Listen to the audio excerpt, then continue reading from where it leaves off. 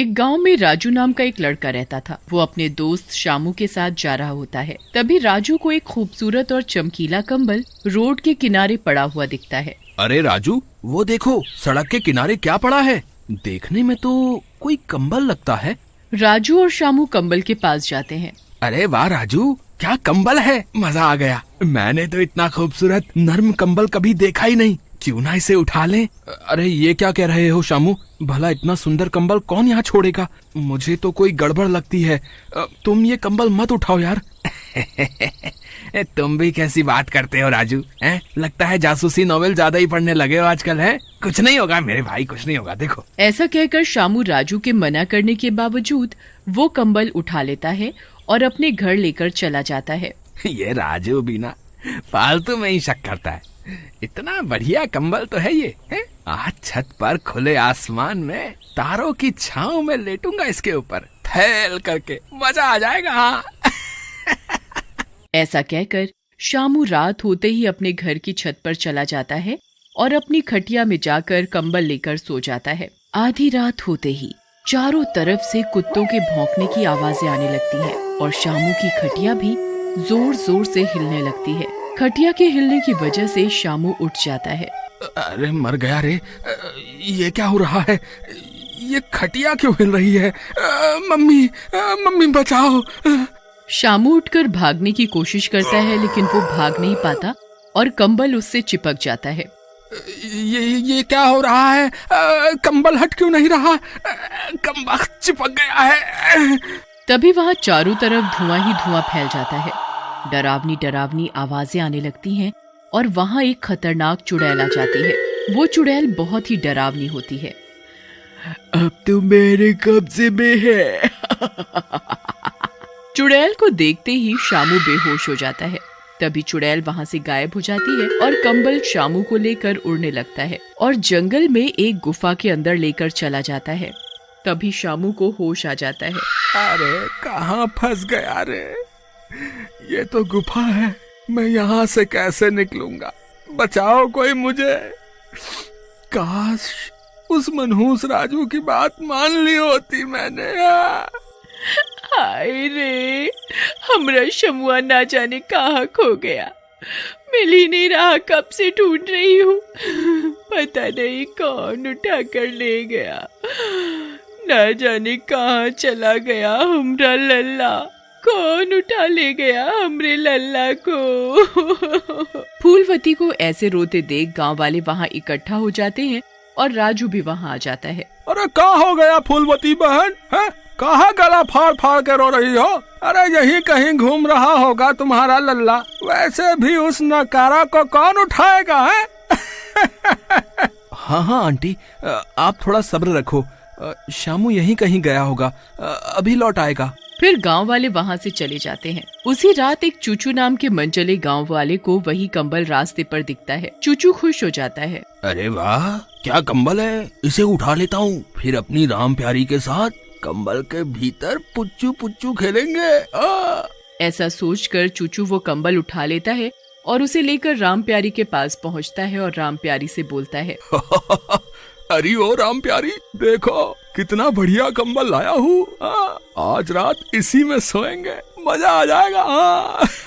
हाँ मेरे चूचू के मुरब्बे, लेकिन आज तो बापू घर पर है और अभी आता ही होगा, और जब तक वो है हम कुछ नहीं कर सकते, तो आज तो रहने ही दो। अरे चिंता काहे करती हो मेरी राम प्यारी, तुम छत पर आ जाना बस इस कंबल के साथ। हाँ, जंगल में मंगल करेंगे और तुम्हारे उस भुक्खड़ बाप को भी नहीं पता चलेगा। फिर चूचू वो कंबल राम प्यारी को देकर वहाँ से चला जाता है। अरे वाह राम प्यारी, कितना बढ़िया कंबल लाई हो, हैं? तुम मेरी सच्ची बेटी हो। हाँ, आज मैं इसी कंबल में छत पर सोऊंगा। वाह, मजा ही आ जाएगा। ऐसा कहकर भौचक वहाँ से कंबल लेकर छत पर सोने चला जाता है। आधी रात में चूचू छत पर रस्सी के सहारे चढ़ता है और छत पर जाकर भौचक के बगल में लेट जाता है। उसे पता नहीं होता कि कंबल के अंदर भौचक लेटा हुआ है।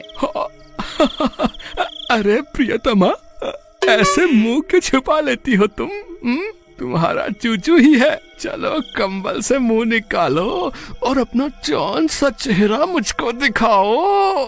तभी चूचू कंबल जोर से खींचता है और कंबल भौचक के ऊपर से हट जाता है। प्रियतम है, अभी बताता हूँ गली के लफंगे, मेरी फूल सी बेटी पर डोरे डालता है? अभी बताता हूँ तुझे। अरे अंकल, आप यहाँ कैसे हैं?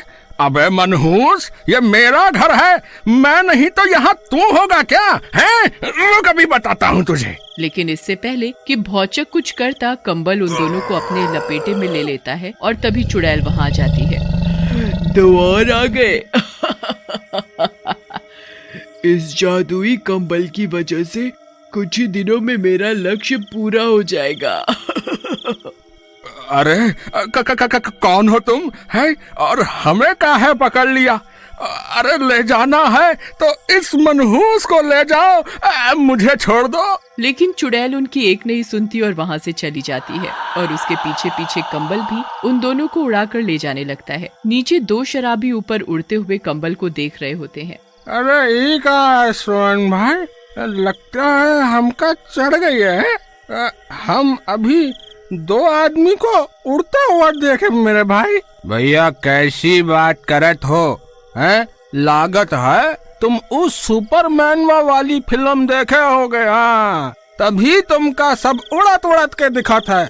नहीं नहीं सोहन, हम सही कहत हूँ। अगली सुबह राम प्यारी जोर जोर से रो रही होती है। अरे हमरे पिताजी ना जाने कहाँ चले गए, छत पर ही तो सोए थे, ना जाने कौन नास मिटा उनको उठाकर ले गए। हाय मेरे बापू। तभी वहाँ खड़ा सोहन बोलता है, जो कि नशे में धुत होता है। ज्यादा बनो मत राम प्यारी हैं, हमें पता है तुम अपने बापू के खो जाने से दुखी नहीं हो, बल्कि वो मन चले चूचू के खो जाने से दुखी हो। हमें सब बता रहा। सोहन की इस बात पर राम प्यारी को गुस्सा आता है और वो सोहन को पीटने लगती है। क्या कहा नास मिटे तूने? एक तो मेरे पिताजी खो गए, ऊपर से तुझे मजाक सूझ रहा है। तभी गांव वाले बीच बचाव करके सोहन को छुड़ा देते हैं। तभी एक गांव वाला बोलता है, भैया कुछ भी हो, कुछ ना कुछ गड़बड़ तो जरूर है। इन कुछ दिनों से आए दिन गांव से आदमी गायब हो रहे हैं। तभी वहाँ खड़ा मोहन बोलता है, सही कहा था भैया, कल रात हम सब जंगल वाले रास्ते से आ रहे थे, हमने अपने ऊपर कुछ उड़ता हुआ देखा भाई। पहले तो हम समझ नहीं सके कि ई ससुरा है क्या है। देखो भैया, हमको लागत है कि कुछ ना कुछ गड़बड़ जरूर है। तभी वहाँ राजू आ जाता है। राजू के साथ एक साधु बाबा भी होते हैं। पुजारी को देख गांव वाले राजू से पूछते हैं, ये बहुत ही सिद्ध बाबा है और हमारी मदद के लिए आए हैं।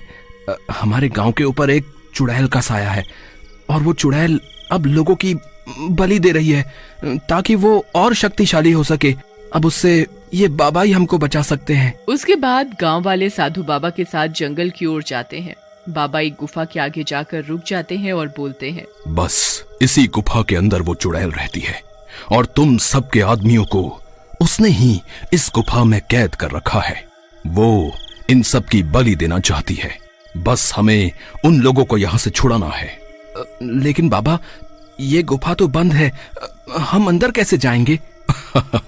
तुम उसकी चिंता ना करो, बस तुम सब लोग मशालें जला लो और जैसा हम कहें वैसा ही करना। गांव वाले बाबा के कहे अनुसार मशाले जला लेते हैं और पीछे हट जाते हैं। बाबा अपने जादू से गुफा के अंदर रास्ता बना देते हैं। गांव वाले रास्ता बनते ही गुफा के अंदर चले जाते हैं। अंदर सारे गांव वाले कैद होते हैं।